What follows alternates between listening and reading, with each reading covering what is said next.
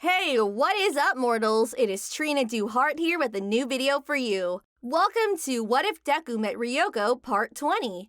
I just wanted to greet you guys by just saying, sit back and relax. You're in for a treat. So we begin. The big three stood in front of the classroom. All of the students of 1A were in shock. They had heard about these three powerful students. Each one was practically a pro hero. Ryoko was the only student who did not have her mouth hanging open. She wore an amused expression on her face. Mirio, it's nice to see you again. Oh, hey, Ryoko. The students were surprised by this interaction. They all wondered how Ryoko knew one of the big three. The first one to voice this was the class busybody, Mina Ashido. Ryoko, how do you know him? Ashido pointed her finger dramatically at Mirio. I met him when I interned at Sir Nightaye's agency.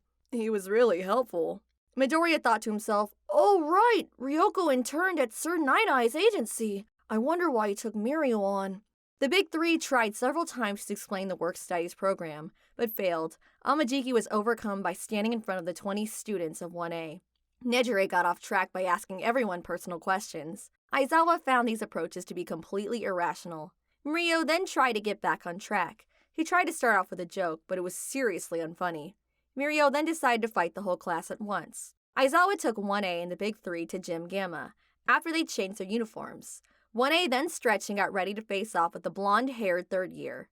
They thought this would be easy. After all, they had faced real villains. Little did they know how wrong they were. Several students opened up with a combined long-distance attack. They were all surprised when the attacks passed right through Mirio. Unfortunately, this also caused his clothes to fall off him. This left Mirio standing in the middle of the gym completely naked. This caused Jiro to scream in panic as she covered her eyes. The normally cool-headed girl's face turned bright red. Mirio then disappeared into the ground and popped up to knock out each member of 1A with a punch to the gut. He would accent each move by shouting "Power!" at the top of his lungs. Mirio first took out the long-range attackers and then focused on the close combat types. The only person who did not take part in the battle was Ryoko. She was not surprised by how easily Mirio was taking out her classmates.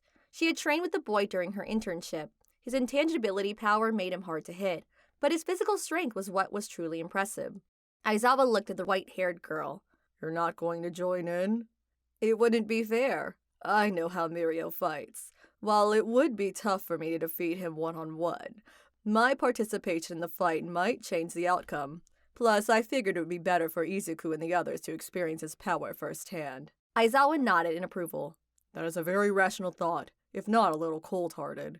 At this point, every member of 1A had been taken out of commission, except for Todoroki, Bakugo, Midoriya, and Melissa.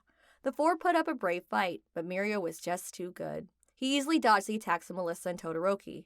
Both of them were knocked out. Bakugo and Midoriya did present more of a challenge. The two rivals were able to read Mirio's moves and predict where he would be. But in the end, Mirio knocked both the Bomb Blonde and the Brunette out cold like their classmates. This depressing loss was then followed by a motivational speech by Mirio. The class was inspired to work even harder. They would go plus ultra in their work studies. Monday came. Izuku, Melissa, and Ryoko arrived at Nighteye's agency. They were greeted by Mirio and Bubble Girl. The two brought them to Sir's office. Nighteye was sitting behind his desk with a stern look on his face. Good morning, you three. Ryoko, I am glad that you agreed to return here for the work-study program.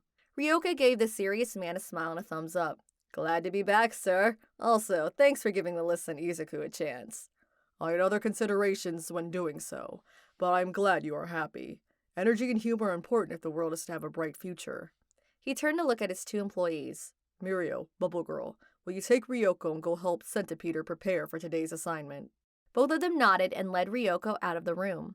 Melissa and Izuku wondered why Sir Nighteye did that. They figured he wanted to discuss something. I wanted to discuss some things with you both. He turned to Midoriya. Midoriya, thank you for healing All Might. I feel if you had not done that, he would not be with us now. You're welcome, sir. If I am being honest, even if I hadn't healed his stomach injuries, All Might probably would have still defeated All for One, but he still would have been powerless afterward. Be that as it may, you have changed the future. I did not think that was possible. Melissa broke in at this point. You mean you looked into Uncle Mike's future? I did. Shortly after he faced All for One, I saw his death at the hands of a villain. It still haunts me. The weight that the man put behind those words made the two teens realize just how much he admired and respected All Might. Of course, there was also the merch that covered his office walls. Every corner of the space had All Might plastered all over it. The man continued. After his final battle, All Might had me look into his future again. I was hesitant, but my curiosity won out. His fate had completely changed. I can only think of 2 reasons for that. Both teens looked at him and then each other. You mean us, sir? Yes, I do. You 2 were instrumental in defeating the villains at the training camp and keeping your friends out of their hands. If they had succeeded in taking either one of them, who knows what would have happened. Nighteye paused for a moment and then continued. Melissa, I feel I owe you an apology. As I said before, I was not in agreement with All Might's decision to give his power to you. I wanted him to give the power to Mirio. I felt he was a worthy successor to All Might. So that's why you took on Mirio. It makes sense now. Both he and All Might are very similar. True, but I was wrong. Recently, All Might recounted to me the new information that you 2 found out about the previous users. You mean what happened to the 4th user? Nighteye nodded. Izuku knew what they were talking about. Melissa had told him about the fact that the 4th user, the one who had danger sense, died at the age of 40. The weird thing was he died of old age. Melissa said the Vestige told her that One For All put too much strain on his body and caused his body to wear out prematurely. Knowing that, I am glad you are the one that ended up with the power. As heroic as Mirio is, I would not want his time as a hero to be cut short. That would have been a great loss to the world. Anyway, I plan to have you 2 on an intense training regimen while you are here. You 2 will play a major role in the coming conflict.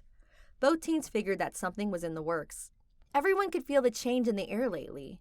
It was like there was something hiding in the shadows waiting to pounce. The 2 just gave Nighteye an affirmative nod. They then went to join the others and began their work study. Meanwhile, Shigaraki was still incubating in his tank. The doctor was pleased with his progress. He called in Dabi, Toga, Magna, and Twice. He wanted them to go and collect someone for him. He explained that the target's name was Overhaul. The 4 were then to bring the man to him. These orders confused the 4. Since when had they become kidnappers? The doctor told them that this was a test of their abilities. He also said that he found the man's power interesting. While the 4 did not like being told what to do, they all agreed, as long as they could cause as much mayhem and destruction as they wanted. The doctor did not have a problem with that. Over the next 6 months, the UA students all worked and trained hard at their work studies. Izuku and the whole of 1A improved tremendously with the training of their pro-hero overseers. All Might and Aizawa were interested to see how much their students had improved. The 2 held a training match which pitted the students of 1A against the training robot. Many of the students had gained greater control of their powers, while others had improved their application. All of them had gotten a tremendous boost in power. Of all the students, Izuku and Melissa had improved the most. Izuku could now create a protective shield around others, while still using his other abilities. He could even infuse the shield with healing energy. That way he could heal teammates and bystanders of their injuries. He had also mastered energy attacks. This new skill allowed him to attack long range more effectively. He was also able to use his energy in new ways. Melissa had gained control of 80% of OFA while using full cowling. She had also gained greater control of Black Whip and Danger Sense. She now had incorporated these powers fully into her fighting style. She had even awakened the Float and Smokescreen powers. However, she had not gotten complete control of these abilities yet, though. As the 2 teens fought their robotic opponents, they both were recalling a conversation they had with Nighteye toward the end of their work study. Honey is a free browser add-on available on Google, Opera, Firefox, Safari. If it's a browser, it has Honey. Honey automatically saves you money when you check out on sites like Amazon, Papa John's, and Kohl's. Whenever you shop, it's a good chance that Honey can save you money. All you have to do when you're checking out at these major sites, click that little orange button and it will scan the entire internet and find discount codes for you. It takes 2 clicks to install Honey. Now, anytime you check out, Honey will scan the entire internet and find coupon codes for you. If there is a coupon code, they will find it. And if there's not a coupon code, you can rest assured that you are getting the best price possible. And there literally is not one available on the internet. If you install Honey right now, you can save like $50 to $100 on your shopping, doing nothing. There's literally no reason not to install Honey. It takes 2 clicks, 10 million people use it, 100,000 5-star reviews. Unless you hate money, you should install Honey. Sir, do you think it's wise for us to keep our classmates and the other heroes in the dark about me and Midoriya's powers? Nighteye got a thoughtful look on his face. I've been wondering the same thing lately. All Might originally kept his secret to a select few, like myself, to protect others from AFO. I still believe that holds true in most instances.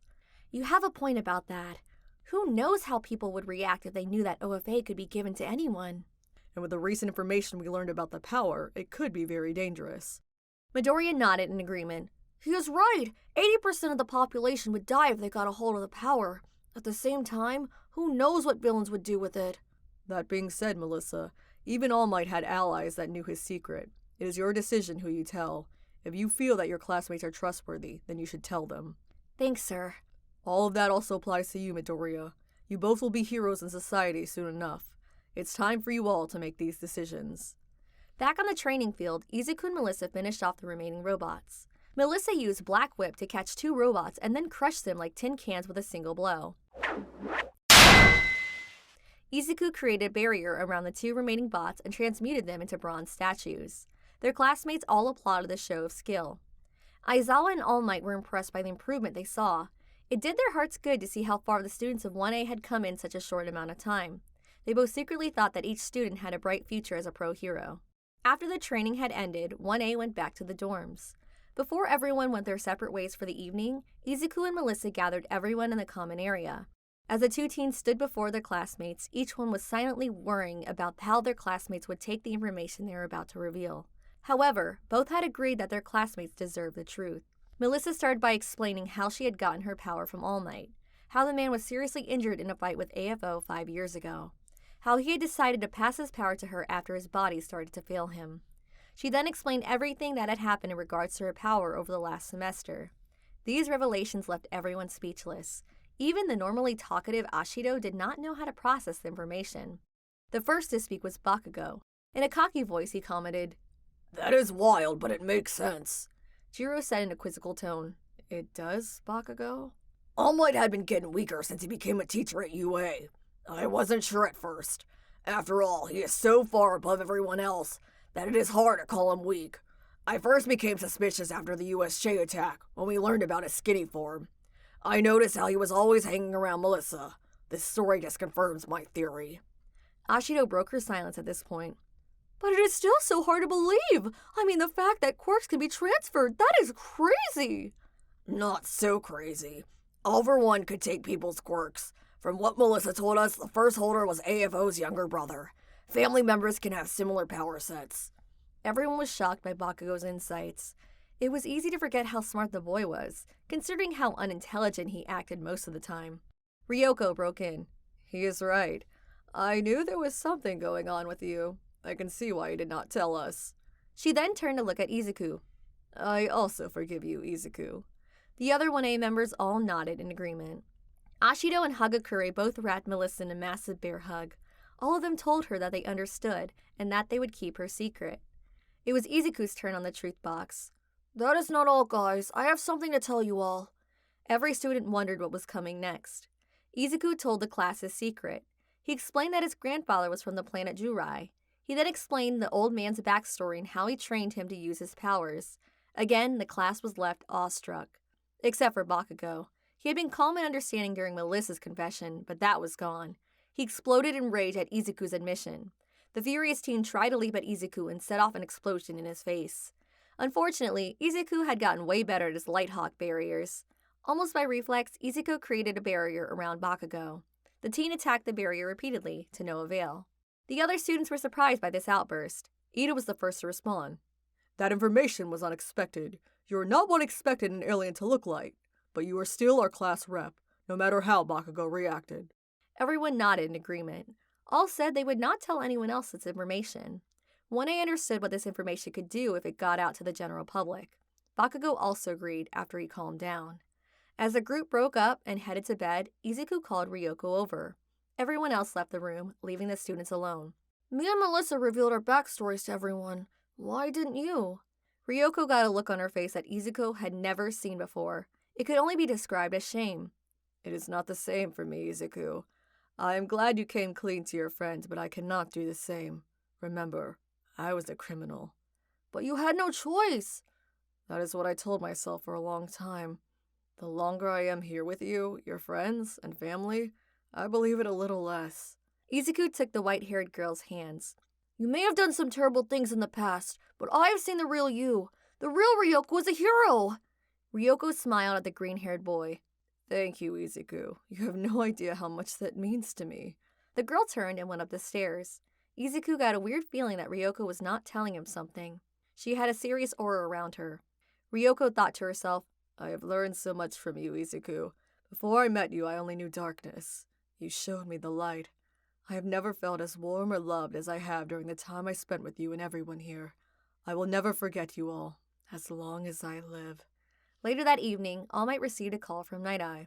Good to hear from you, Nighteye. Melissa, Midori, and Ryoko returned today. I don't know what you were teaching them, but they have improved tremendously. Thank you for that, but I didn't call to talk about the kids. I take it you have heard about the raid that the Safety Commission and the police plan in the upcoming days. Gran Torino told me about it. I'm afraid that I will not be of much help. You have done enough for society. We can handle it from here. In a sad voice, All Might replied, I just feel so useless now.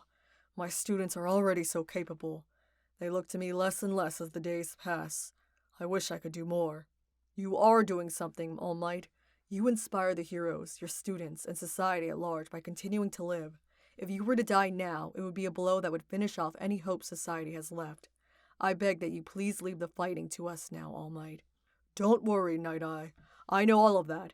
It is time that the next generation of heroes like Melissa and Midoriya take up the mantle. My part must be ensuring that they are given the tools to succeed. Good. I will let you know how the raid goes. Be careful, my friend. I have a bad feeling about all of this. Good to know it's not just me. Meanwhile, Hawks had been sending information back to the Public Safety Commission. He had found out that the Paranormal Liberation Front had two main bases. The first was a mansion in the mountains. The second was Jaku Hospital. In the basement of the second location, Shigaraki floated in his tank. A timer on it was counting down. The timer now read 72 hours. Dabi, Magna, Toga, and Twice came in. They were dragging a tall man in. He was covered in burns and was missing his hands. What do we have here? This is the guy you wanted us to fetch, Doctor. What did you do to him? What happened to the device I gave you to disable his powers? He kept using his power to destroy the area and repair himself. The gadget got smashed during one of his attacks. We had no choice but to remove his hands. Plus, you said he had to be alive. You didn't say what condition he had to be in. The doctor walked over to the charred man and placed his fingers on his neck. The man's skin radiated heat. Garaki felt the steady thump of Overhaul's pulse beneath his fingertips. The doctor snapped his fingers and two medical robots came into the room. They scooped up the singed body and carried it to another room. At least he was still alive. It would have been harder to replicate his power if he was dead. Garaki waved at the four villains and told them to go away. The three did not like being told what to do, but they did not want to mess with the doctor. He gave all of them bad vibes. They left to take care of other business. Garaki smiled at the large tank in the middle of the room, housing Shigaraki's body, and smiled. It won't be long now. 2 days later, many of the 1A and 1B students gathered together at the edge of Jaku City. They were excited and apprehensive about what they would be doing. It was still strange to the group that they would be involved in actual hero work at this point in their education. They were told that a massive raid would be taking place and they would be assisting with civilian evacuation of the area. Meanwhile, Izuku, Melissa, Ryoko, Bakugo, and Todoroki had all been assigned to a different location. They had been placed on the front lines to capture any villains who tried to escape. At the Public Safety Commission headquarters, they ordered for the operation to begin. The heroes charged into the two locations. Endeavor led the attack on the mountain villa. Nighteye led the attack in Jaku. The attack in the Paranormal Liberation Front had begun. Thank you all for indulging yourselves in all this information thus far. I hope you enjoyed it. Now there are a few more things that I'd like to go over before the video ends. If you're in the mood for some great storytelling, We the Celestials has you covered. Our We the Celestials My Hero Academia and Naruto What If channels retell the story of their namesake anime with a twist. Check it out if you're interested. Fourthly, on behalf of We the Celestials, I'd like to thank everyone involved in today's excellent content production. Their details can be found in the description below. Lastly, if you're interested in what we do here at We the Celestials, I'd like to extend an invitation to join the team. The only caveat is that we only accept members from 16 years old to join our crew. You can sign up for whichever category fulfills your interest by joining the recruitment Discord using the link in the description below. We're always looking for members to join us. And if you want more content from me, check me out at Trina Do Heart on Twitch, Twitter, YouTube, and more. Well, that's it from us for today's video. So thank you all for watching and have a great day. Admiral Trina signing out.